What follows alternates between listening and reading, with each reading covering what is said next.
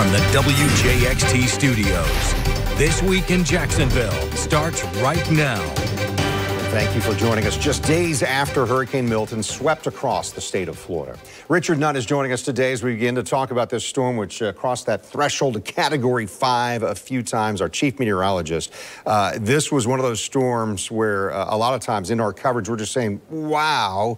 What were the things what were the wows that came to mind with Hurricane Milton for you? I would say the first one is the fact that this thing took forever to develop. I mean, for the longest time, it was 0% in a 2-day window, 20%. 0%, 30%, 0, 40, then back to 30, and then back to 40, and then all of a sudden, 70%, 90%, and we have Milton. And Milton's taking shape. It seems like a week and a half before that formation came together in the Gulf of Mexico. And then once that storm turned on, Category 1, and the next time I looked at it, barometric pressure's falling, 50 points in 10 hours, and it's a major hurricane. Well, and I saw NASA had posted on social media that Milton is the fastest Atlantic hurricane to intensify from a tropical depression to a Category 5 hurricane, taking just over 48 hours. It was that stunning. And that's part of what we talk about with rapid intensification. Why did that happen here with Milton? Nothing was in the way of it. It had the frontal boundary that helped to steer it and keep it as it moved through areas of Tampa and over into Brevard County. That cold front wasn't even there yet. It was well to the north. And so this thing was just sitting over warm water, nearly historically warm water. That's the fuel, right? And just fueled it. And with nothing to offer wind shear, nothing to slow its growth, nothing but warm air, stable air, and a big body of warm water as the fuel, it just intensified over the Bay of Campeche before slowly kind of having a meandering path across the bay over toward the Yucatan. But once it got by Isla Perez, it set its sights, and it was that northeast movement that took it all the way into Tampa. Yeah, I know you've got a graphic here to show us too, but record-tying 3 hurricanes slamming into Florida this year.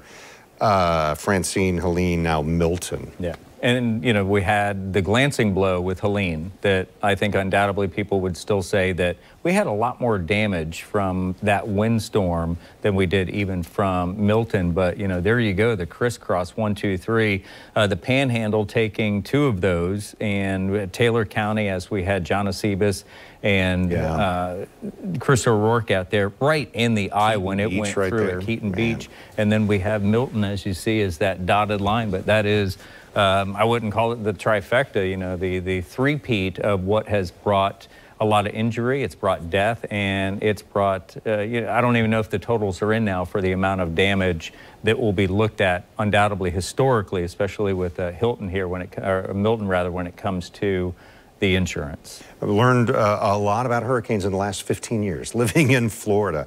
But one of the things we talked about during our coverage also, that depending on which side you are of the eye wall is where some of the damage is. And boy, we saw on that kind of, I guess, south or east side, that's where the tornadoes popped up. That's where the east coast of Florida got hammered. You asked about the wow moment. I think that would probably be the biggest one. When I walked in, and Michelle had the radar set at Palm Bay because she's got family in around that area. And I went to just adjust the radar so I could see what was happening here in our neighborhood. Hey, wait. My daughter lives in that area. Can we leave it? And I was like, yeah. And I just backed it out a little bit just so I could get more of a scope. And so Palm Bay, if you're not familiar, it's in the southern Brevard County area. When I expanded the view a little bit, the first wow, 6 confirmed tornadoes on the ground and another half a dozen tornado warnings around it. And that was in that tornado watch area. And even leading into our forecast, I kept saying, yes, this thing is going to be a beast. Yes, we're going to see a lot of rain. Yes, we could see the flooding. But one of the high sides is that our tornadic risk was less than 2%. But by the time you got to central Florida and southward, those chances amplified. And that first band that came through with a ferocity that is going to be a record, not only in Florida, but I think when they look at it and even compare it to dry line outbreaks of storms, I think it's going to be, I would say, in the top 10. Yeah, it really was something. And I know as we went through our coverage, we saw videos of the tornadoes happening in south and on the east coast of Florida. We saw the damage at Tropicana Field there in Tampa. We saw the flooding, all of this.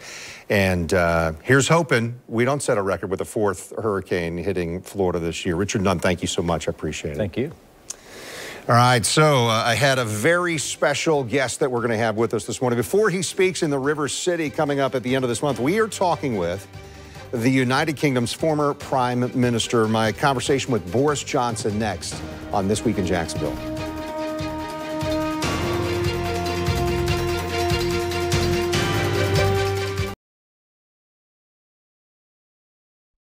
You're watching This Week in Jacksonville with Kent Justice. Yeah, welcome back to This Week in Jacksonville. So I'm in the home office this week as we're working through Hurricane Milton. And joining us virtually, the former Prime Minister of the United Kingdom, Boris Johnson. Mr. Johnson, I appreciate it. I know you're going to get a warm reception when you come to Jacksonville at the end of this month for the Florida Forum Speakers Series. And I guess I'd like to begin as we have our conversation here. We're talking a little bit about your political legacy, your leadership. You served as Prime Minister 2019 to 2022. What do you consider your greatest achievement as Prime Minister, and maybe what do you wish you had done differently? Well, thanks very much, Ken, for having me on your show, and greetings from London to Jacksonville. And I should say, but to begin with, my sympathies to everybody who's suffering the effects of the hurricane that the whole world is now reading about. And I'm sure that your brilliant emergency services are poised to sort it out, and the people of Florida and Jacksonville will get through it well. But I can imagine it must be a nightmare. Look, I had a very great privilege of being the Prime Minister of the United Kingdom for 3 years. I was Foreign Secretary for a couple of years. I was Mayor of London for about 8 years, exactly 8 years, and I did a lot of stuff, and you will find it, Ken. You will find an account of that stuff in the pages of a book that, for the better elucidation of our viewers and listeners, I have procured, and not procured. It's in fact my only copy, but it's on sale from tomorrow. It's called Just Unleashed. came out, right? Just came out. It's literally tomorrow is publication day, and it's called Unleashed, and I talk about all of it, but. In my time as Prime Minister, I think the things I would single out would be delivering the full national independence for the UK and coming out of the European Union. So we took back control of our laws. And I think people in the United States, sometimes think that this is an odd or eccentric thing to do, but the United States of America would never, ever share its sovereignty with any other country, right? Never. You don't even subscribe to the UN Convention on the Rights of the Child, or whatever. The United States, you don't subscribe to the International Criminal Court. The United States does not have a shared sovereignty. We in the UK were locked into a federal Europe process, which wasn't right for us, and so we came out of that. And it was very difficult, but we did it, and I led the campaign. Yeah. And the second thing is, thanks to that freedom, the legislative and regulatory freedom, we were immediately able to start doing some things differently. And one of them was in early 2021, vaccinating people faster than any other European country, because we gave approval to the vaccines, AstraZeneca, Pfizer, Moderna, others, like several weeks faster, 4 or 5 weeks faster than the 27 countries of the EU. And at a very crucial time, that was decisive. It saved lives. And so Brexit, which I'm afraid our viewers and listeners will have heard an awful lot of nonsense talked about it, but actually it proved its benefit almost immediately in saving lives. It enabled us to have a very fast economic recovery. I'm proud of that, and I'm proud of what we did to protect the sovereignty and independence of another European country, the Ukrainians, who are still fighting for their lives. And thanks to the grace and the support of the United States of America, they continue to fight for freedom. But certainly the UK, under my leadership, was there right at the outset in making that case. So I could cite a whole bunch of stuff, but you'll find it in the pages of Unleashed. And I definitely want to talk more about the book in a moment. You talked about your leadership. So your leadership style, I guess, has been described as unconventional. How would you describe, I guess, or define your approach to leadership and maybe how you think it influenced your governance and your nation? I think that, I kind of like, I try to listen to everybody and then decide which I think is the idea or that has really impressed me most, and then I'll take my time and I'll listen. But then once I've got the plan, then I go to like a bull at the gate. And I think one thing that I get a lot of criticism for a lot of stuff, and probably quite fairly, but one thing I can do is deliver a difficult project very fast. And whether that was getting Brexit done, or building a new bus in London, or building a new railroads, or delivering the Olympics in London in 2012, or the vaccine rollout I've just described. Right. I was always at school. I was always the kind of team captain in the rugby teams, or I might not have been very proficient, but I was sort of good at getting everybody to focus, getting people to go in the same direction. It sounds like. Yeah, pretty much. Yeah. So let me ask about you mentioned Brexit a few times. Do you feel like Brexit has lived up to the promises to the British public, especially regarding, as you mentioned a moment ago, sovereignty and maybe the economic benefits?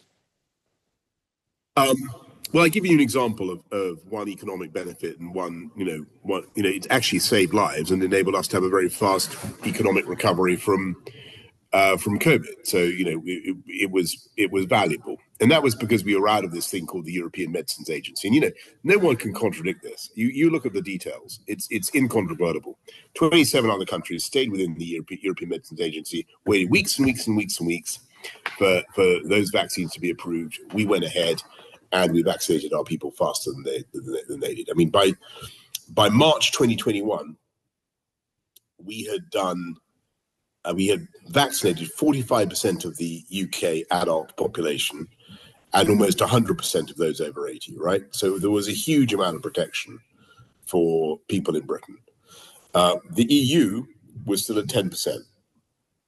And so literally there were people in the UK, elderly and vulnerable people, who were protected from COVID, from a lethal disease, a potentially lethal disease, thanks to that rollout, which was you feel because of what you had done in Brexit. Yeah, but because of Brexit, and I think you won't hear that necessarily from the New York Times or the Washington Post or the BBC, but it's true. You look at the facts. That's absolutely the case.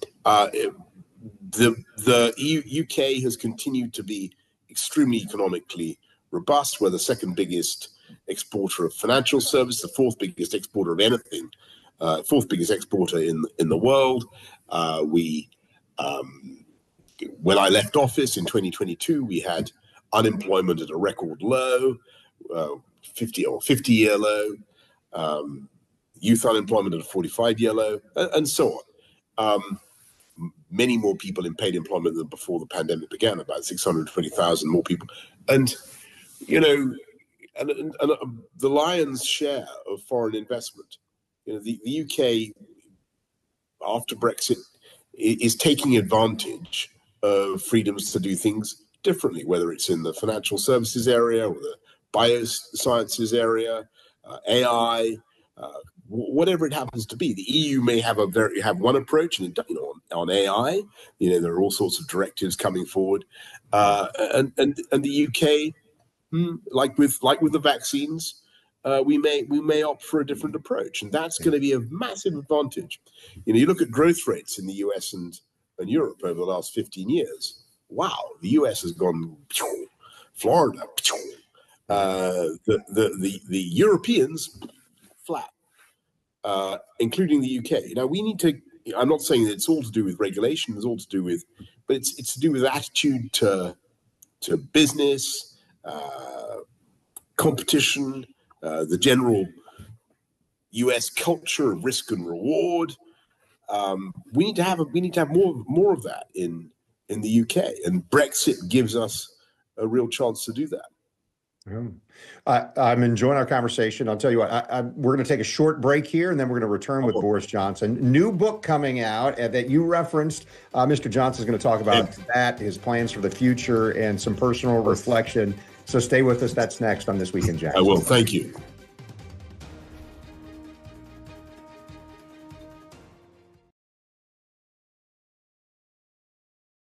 You're watching This Week in Jacksonville on Channel 4. Boris Johnson is with us today, author and former Prime Minister of the United Kingdom. And I just mentioned before we went to a commercial break, Mr. Johnson, I wanted to hear more about the book.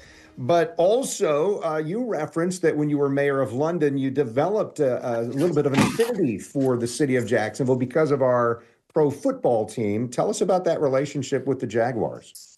So you have a wonderful guy with some mustaches. It's well known, yes. Shad Khan. Just remind me. What's that again? Shad Khan. That's the very nice guy. The recognizable mustache, yes, sir. Yeah. And so I became friends with him ages and ages ago when I was running London, and we did a deal with him to have some NFL games starring the Jacksonville Jaguars in London. And they came and they played at Wembley, I think it was, maybe even the Olympic Park. And it was fantastic. And so I couldn't believe how many Londoners, right? This is American football is not a game I understand at all. It's completely baffling. I played rugby. I loved rugby. I was quite good at rugby. Not brilliant, but I was quite good. American football, I simply couldn't follow at all. But all these Londoners turned out, and they weren't just the Americans in London. We have loads of Americans in London, I'm proud to say. But these were Brits, and they love this stuff. And so it was a massive, massive success. So I'm always I have strong affection already for Jacksonville. Well, I know this book that we were talking about, Unleashed, has just come out. It's promoted as candid, unrestrained, and revealing. You've had a long career both in journalism and politics. Which one do you feel maybe more passionate about? Do you plan to return to one over the other in the future? And how does this book connect with that?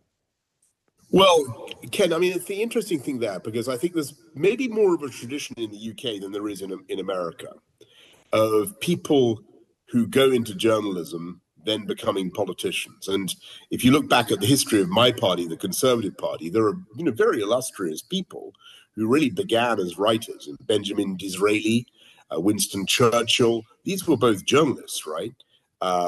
Churchill was a war correspondent and wrote a huge amount of stuff for papers. He really churned it out.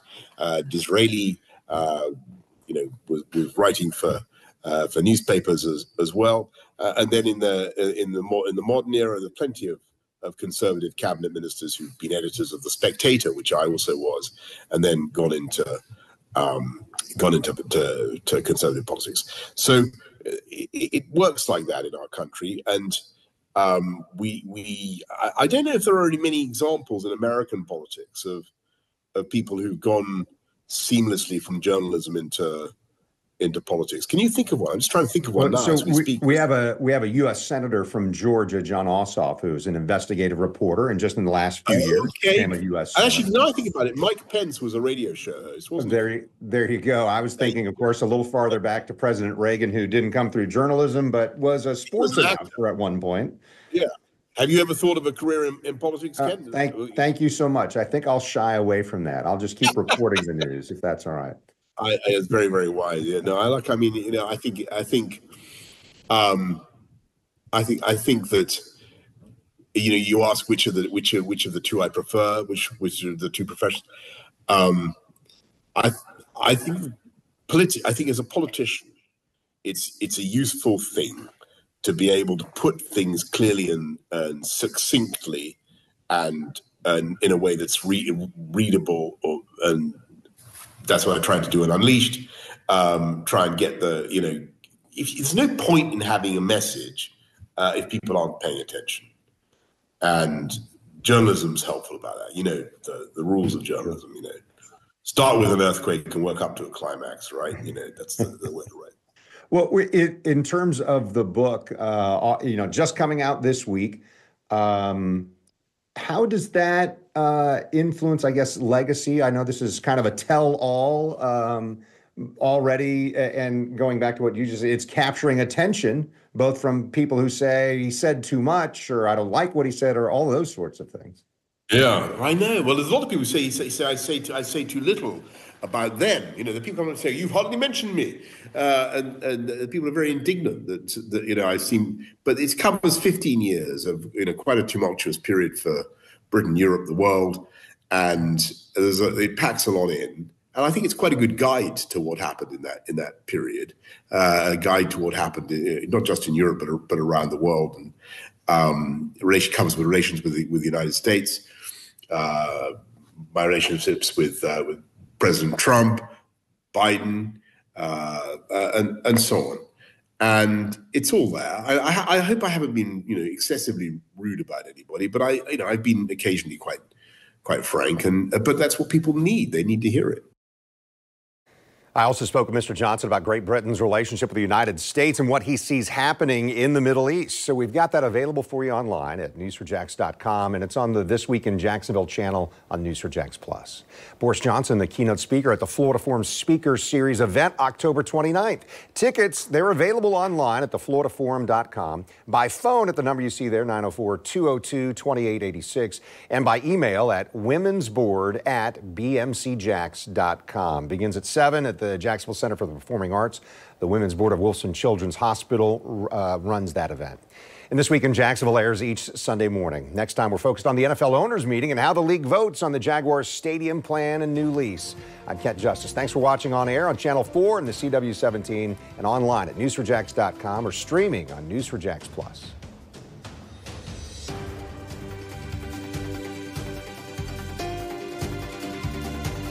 See why every day more people are choosing News4Jax, Northeast Florida and South Georgia's #1 source for local news.